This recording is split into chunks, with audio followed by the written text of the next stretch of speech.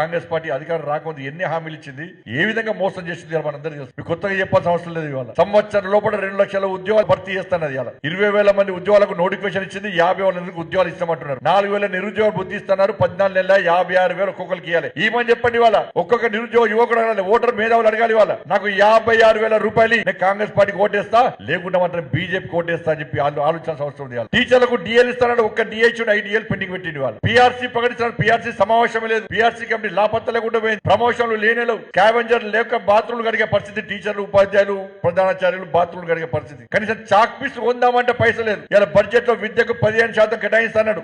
ఇలా 6% కేటాయించేది. వాళ్ళ వేల ఉద్యోగాలు ఖాళీ ఉన్నాయి. కనీస సదుపాయాలు లేవు. ఉపాధ్యాయుల మీద బడ్డన పడుతుంది. స్ట్రెస్ కు లోన్ అవుతున్నారు. ఇవాళ సమస్యలతో తల్లడిల్లుతున్నారు. ఇవాళ వాళ్ళ రైతుల పరిస్థితి అదే. ఇలా మహిళలకు 2,500 రూపాయలు ఇస్తున్నారు. అటైపోయింది.